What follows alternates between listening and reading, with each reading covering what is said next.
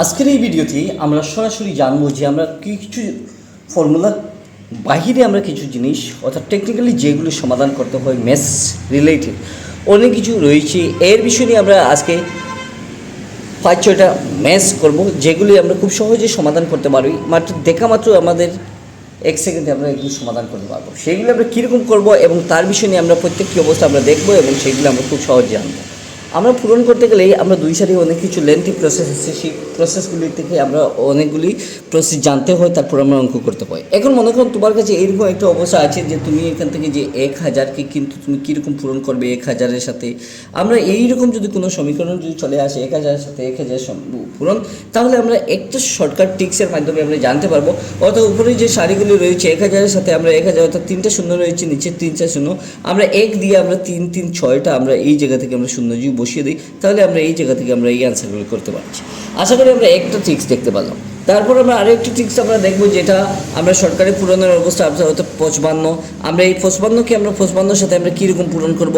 আমরা অর্থাৎ এই অঙ্কগুলি করতে গেলে অনেক লেন্থি প্রসেস করতে হয়, এইগুলি করতে গেলে আমাদের কোথায় যেতে হবে না। অর্থাৎ আমরা এই দুইটা সংখ্যা দিয়ে আমরা যখন করবো তখন 5 5 25 হয়ে গেছি, এবং এই সংখ্যার নিচে বা উপরে যে একটা সংখ্যা থাকবে তার পাশের সংখ্যাটা এই সংখ্যার সাথে আমরা 1 যোগ করবো। অর্থাৎ 5-এর সাথে আমরা যদি 1 যোগ করি তাহলে 6 হয়ে যাবে, এবং 6 5-এর সাথে যদি পূরণ করি তাহলে আমরা এইরকম অর্থাৎ আমরা 30 পেয়ে গেছি।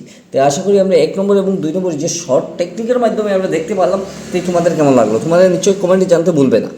এখন আমরা এই যে অঙ্ক দুইটা করলাম, তারপরে আমরা আরও একটি অঙ্ক করবো, যে অঙ্কটা তোমাদের দেখা মাত্র তোমরা 1 সেকেন্ডে করে নিতে পারো। মনে করো 30, আমি 30কে আমি 30-এর সাথে আমি যখন আমি পূরণ করে দেবো তখন আমাদের রেজাল্টটা কী হয়ে যাবে আমরা একটু দেখে নিই।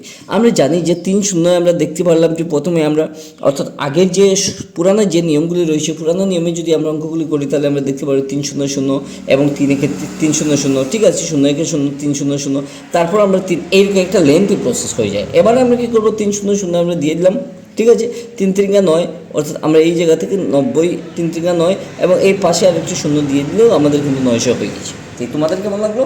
তোমরা নিশ্চয় এইরকম বেশি বেশি প্র্যাকটিস করবে। কনসেপ্টগুলো তোমাদের যদি জানা থাকে তাহলে তোমরা অঙ্কগুলি করতে খুব সহজে এই অঙ্কগুলি করে নিতে পারো। আমরা 1 নম্বর 2 নম্বর এবং 3 নম্বর করলাম।